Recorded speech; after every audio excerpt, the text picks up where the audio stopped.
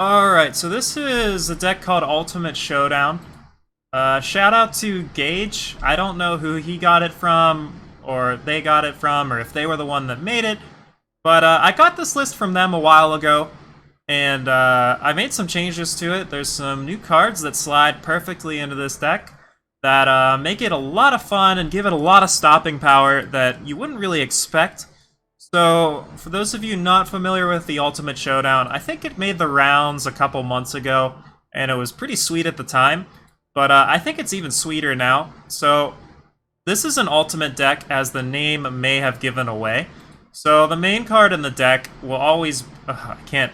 My mouse is too sensitive. The main card in my deck will always be Merriest Mandrake. One of the more fun cards.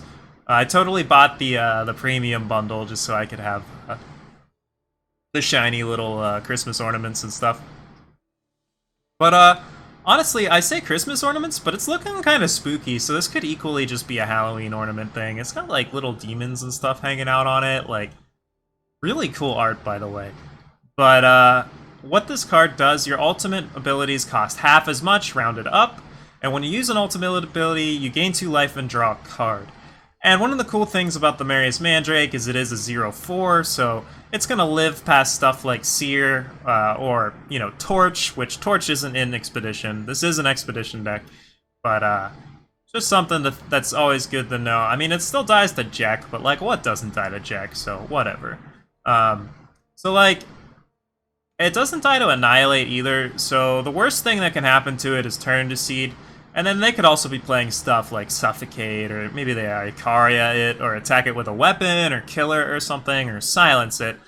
But it can't get silenced by Upsat, and it's pretty resilient. A lot of the killer minions can't just kill it straight up, so it'll have to be like a Grodov Stranger or something attacking it or whatever. So pretty sweet, resilient guy, and if he sticks on the board, he's gonna give you a lot of a card advantage, and like let you really cycle through your deck and flip through and generate a ton of fun value.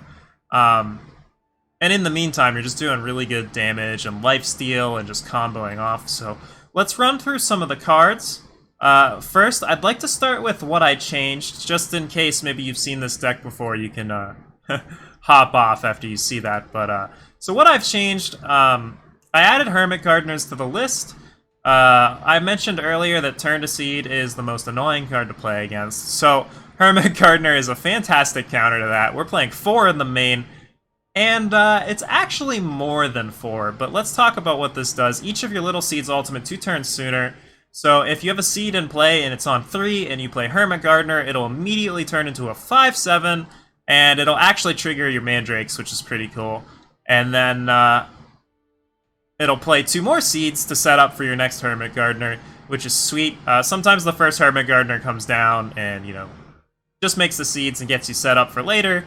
And the 6/5 will die or trade or whatever, but I mean, a 6/5 is a very respectable body. And even if all it was make a 6/5 and make 2 chump blockers the first time, that's a fine rate. Like that before we even look at the seeds, like, that's a good rate.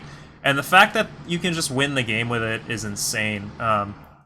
If you get the full value out of the seeds, this is 5 power for 19 toughness and 16 damage? Like 16 power? Like, that's nutty. So Hermit Gardener has a very, very good top end, and its bottom, its floor, as they say, is pretty good too. So the other card I added is Pull into Nightmares. So I think me hyping up Hermit Gardener should make sense which card we're probably picking with this most of the time. It doesn't have to be Hermit Gardener, but, you know, giving a 6/5 +1/+1 and double damage is pretty sweet, and then the seeds come back.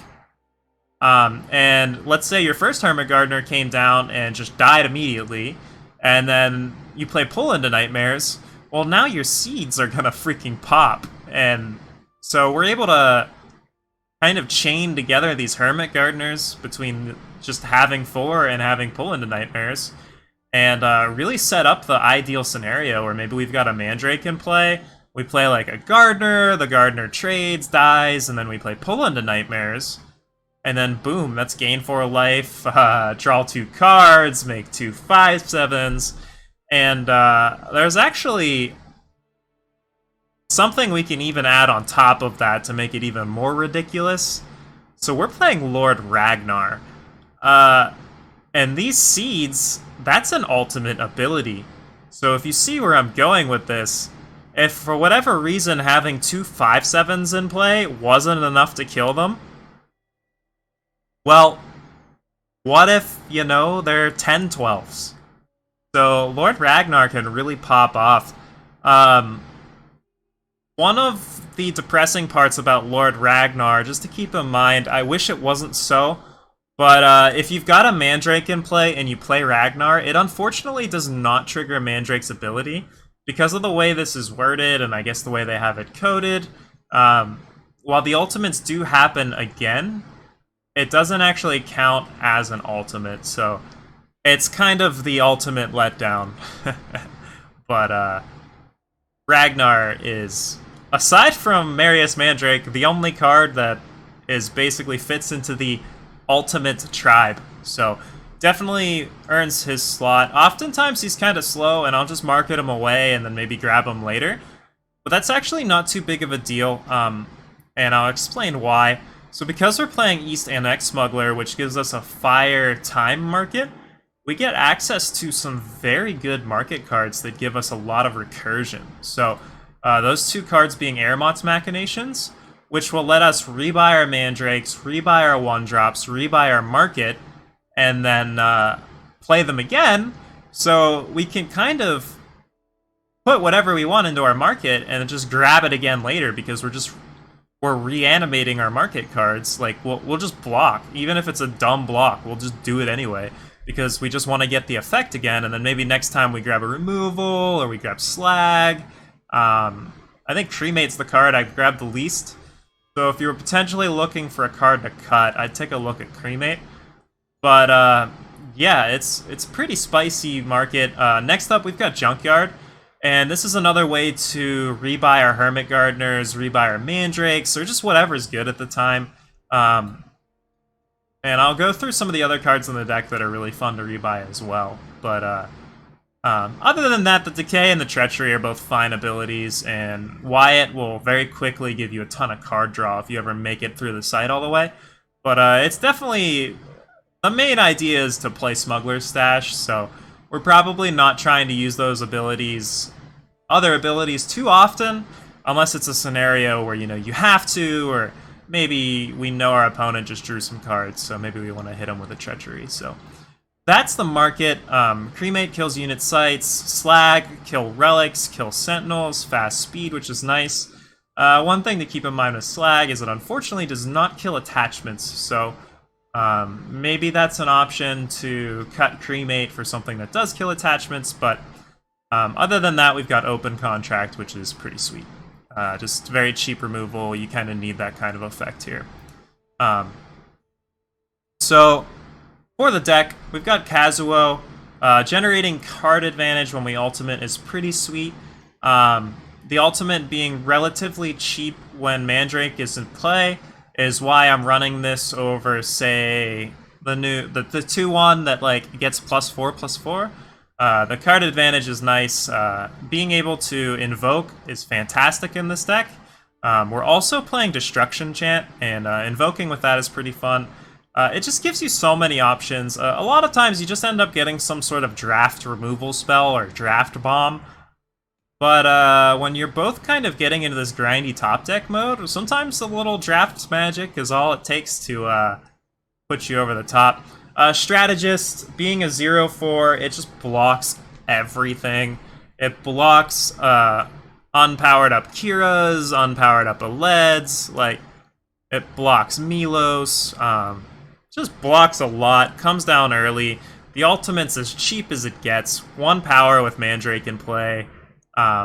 So gaining the life is just a perk, and the influence actually goes a long way towards helping us cast our curtain calls on time, making us turn on our pull into nightmares. Being able to give something double damage or fast can be pretty sweet, and veteran strategist can kind of make sure We've got a lot of heavy influence cost. We need 2 fire. We want 4 time eventually. We need 2 shadow. So definitely earns its slot of holding down the fort early and then giving us influence once we have our Mandrake in play. Damara, even though it's a kind of an expensive ultimate, even with Mandrake in play, it's 3 power. Being able to maybe turn 4, you play your Damara, and then you untap and you play Mandrake, and you can use its ability right away, and then you're going to draw a card from your deck, you're going to gain 2 life, you're going to draw a card from their market, so that's pretty sweet. And unblockable against sights comes up occasionally, so keep that in mind. People forget that ability. Just make sure you're not one of those people, and have fun playing with all the spicy cards on your opponent's market. And then Iron, Lifesteal, Ambush is going to be a house against aggro, and paying 8 to make a thing huge is great, and paying 4 to make a thing huge is even better, and paying 2 is even better than that, so Ian definitely earns his slot as the honorary ultimate.